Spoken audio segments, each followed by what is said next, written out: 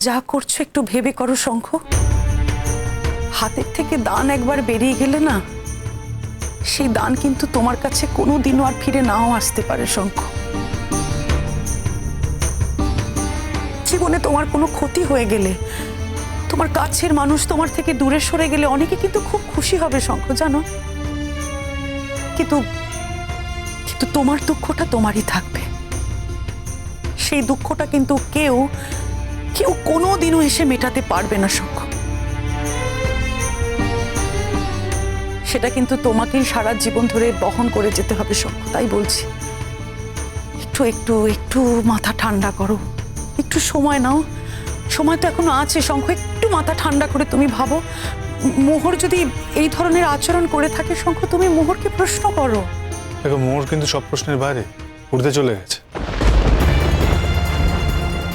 ও নিজেকে এমন কিছু মনে করছে যে ওকে এই প্রশ্নগুলো করা যায় না। ইনফ্যাক্ট ওর সামনে দাঁড়িয়ে নাকি কথাই বলা যায়। আর এই সমস্ত কিছু করছে ওই অদিতি রায়চৌধুরীর জন্য। দেখো, আমি জানি যে যেদিন থেকে অদিতি রায়চৌধুরী পাল্লায় পড়েছে সেদিন থেকে ও সর্বনাশ শুরু হয়ে গেছে। শঙ্খ, ছি শঙ্খ, মোহর তো তোমার মায়ের পাল্লাতেই ছিল। মোহর তো তোমার মায়ের হাতেই তৈরি ছাত্রী। তাহলে তুমি ওই মেয়েটাকে পছন্দ করেছিলে কেন? আমার তো মনে হয় তোমার মায়ের হাতে তৈরি বলেই তুমি মোহরকে সব থেকে বেশি ভালোবেসেছিলে। প্লিজ ছোট, আমি এই ব্যাপারে আর একটা কথা শুনতে চাই না। কেন কথা শুনতে চাও না শঙ্খ? তোমার স্বার্থে ঘা লেগেছে তাই তুমি আর কোনো কথা শুনতে চাও না? শঙ্খ, তোমার মা আজ অসুস্থ।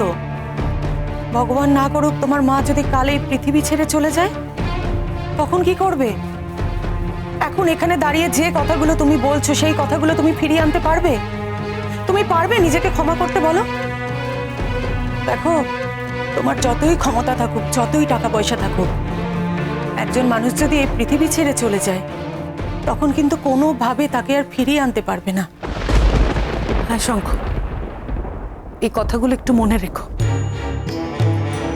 দেখো, আমাদের সত্যি কোনো স্বার্থ নেই শঙ্খ, তাই আমরা তোমায় বলে গেলাম। তোমার সংসার ভাঙছে, তোমার জীবনে সমস্যা তৈরি হচ্ছে শঙ্খ। কই কই আর তো কেউ এলো না? তুমি খেলে না বলে কেউ তো এলো না তোমাকে দেখতে, যারা তোমার প্রতি এত দরদি। কেউ তো এসে একবারও বললো না শঙ্খ, কেন তুমি খেলে না? তুমি বললে তুমি খাবে না, তারাও মেনে নিল। কিন্তু শঙ্খ, আমরা তো চুপ করে বসে থাকতে পারলাম না। আমরা তো এলাম তোমার ঘরে, তোমার কাছে তো সবকিছু জানতে চাইলাম। শঙ্খ, তারা কি জানে না যে তোমার কি মানসিক অশান্তি চলছে, কি অবস্থার মধ্যে দিয়ে তুমি যাচ্ছ? তারা চাইছে শঙ্খ যে অশান্তিটা তৈরি হোক। তারা চাইছে ঝড় উঠুক, সবকিছু তছনছ হয়ে যাক, ভেঙে চুরে খান খান হয়ে যাক। শঙ্খ, এতে ওদের স্বার্থ আছে, আমাদের কিন্তু কোনো স্বার্থ নেই শঙ্খ। স্বার্থ নেই বলেই আমরা তোমার কাছে খোঁজ নিতে এসেছি। একটু ঠান্ডা মাথায় ভালো করে ভেবে দেখো শঙ্খ, আমরা যা বললাম ঠিক বললাম কিনা। সম্ভব হলে মোহরের সঙ্গে 1:1 কথা বলো শঙ্খ। দেখো, কথা বললে কিন্তু সব সমস্যার সমাধান হয়ে যায়। আর তোমার যদি মনে হয় আমরা দুজন থাকলে তোমার সুবিধা হবে, তাহলে আমরা থাকবো, আমাদের সামনে কথা বলো। ওকে আমি জীবনে কোনোদিনও ক্ষমা করতে পারবো না। ওর জন্য আমার তরফ থেকে যেটা তোলা রইল সেটা হলো শুধু অসম্মান আর অপমান। ও আমাকে বড্ড ছোট করেছে, বড্ড অপমান করেছে। তাই আমি ওকে কোনোদিনও ক্ষমা করতে পারবো না। আমি জীবনে কোনোদিনও কারোর জন্য এটা করিনি, নতুন করে মোহর বসুর জন্য এটা আমি করতে পারবো না।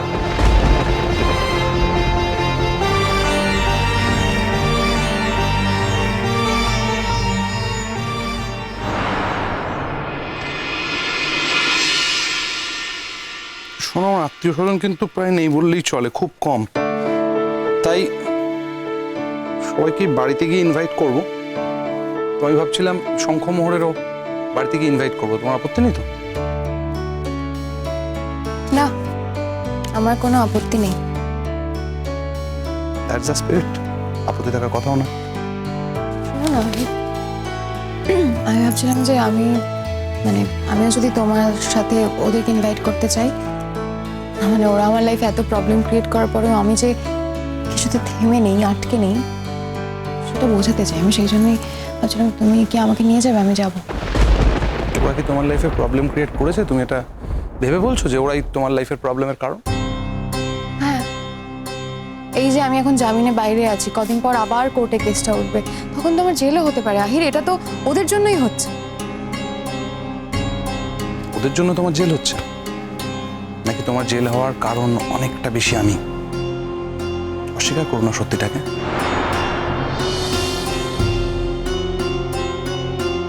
চেষ্টা আমি বিশ্বাস করি যে আমরা দুজন যদি একসাথে থাকতে শুরু করি, তাহলে আমাদের জীবনটা পাল্টে যাবে, বদলে যাবে সবকিছু। তোমার জীবন তো একদম একদম পারফেক্ট আছে, কি পাল্টাবে তুমি? কেন পাল্টাতে চাও? সব তো ঠিকঠাকই আছে তোমার জীবন। আমার জীবনটা হয়তো ভালো, কিন্তু তোমার সাথে হয়তো অন্যরকম ভালো হবে, হয়তো আরো বেশি ভালো থাকবো আমি তোমার সাথে। আহির, তুমি তুমি সত্যি কথা বলবে? হ্যাঁ, তুমি কি এই যেটা বললে, এটা তুমি সত্যি সত্যি বিশ্বাস করো? মনে মনে মানো এটা? বিশ্বাস করো যে আমার সাথে থাকলে তুমি ভালো থাকবে? করি, অন্তত বিশ্বাস করতে চাই। তাহলে তো তাই হলো, বিশ্বাস করো না, করতে চাও করো না, তাই না? তোমাকে বিশ্বাস করা যায় শ্রেষ্ঠ।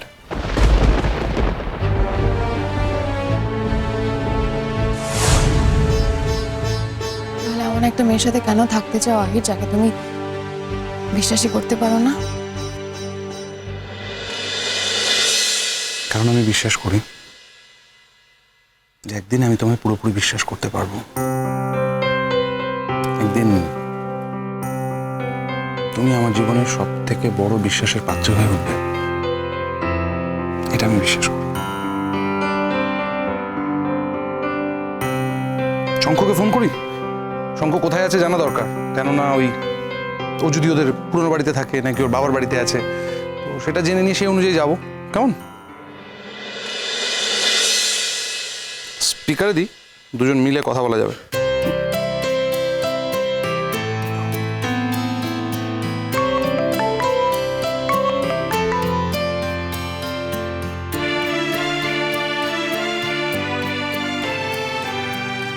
হ্যালো।